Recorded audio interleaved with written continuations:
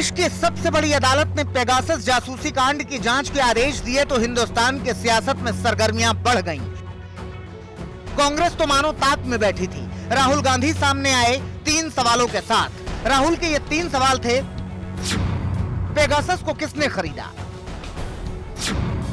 Pegasus का इस्तेमाल किसके खिलाफ किया गया?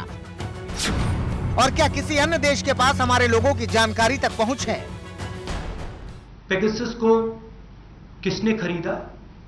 क्योंकि पेगासस को कोई प्राइवेट पार्टी, इंडिविजुअल नहीं खरीद सकता है। पेगासस को सरकार ही खरीद सकती है, ये एक हथियार है।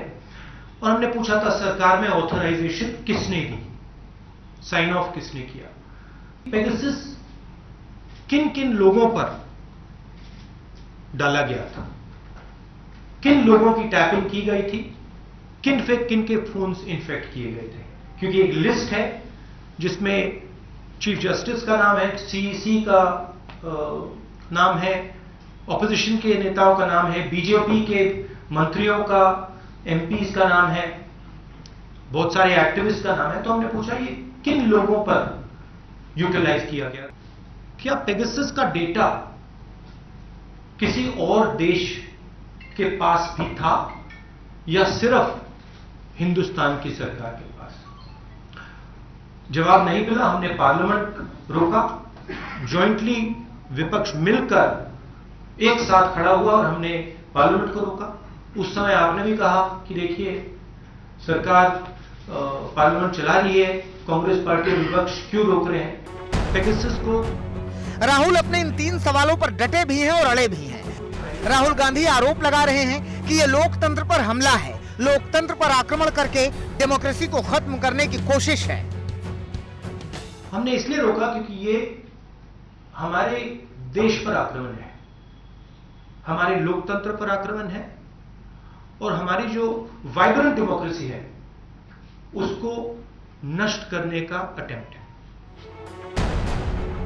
वाम दल भी पूछ रहे हैं कि सरकार सीधे सवाल का सीधा जवाब दे कि पेगासस के जरिए सरकार ने जासूसी कराई कि नहीं।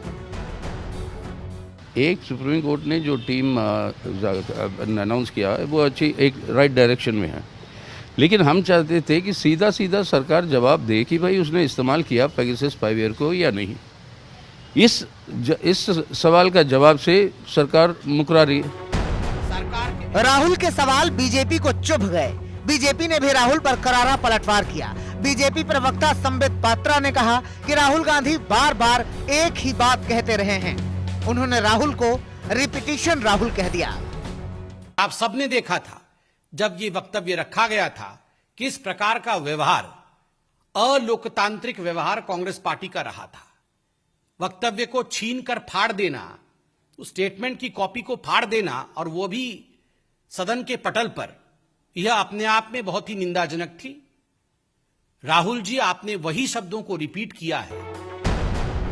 अब जासूसी कांड का जिन्न एक बार फिर निकल आया है, क्योंकि सुप्रीम कोर्ट ने करीब करीब सरकार को झटका देते हुए जासूसी कांड की जांच के लिए 3 सदस्यीय एक टीम के गठन का आदेश दे दिया है।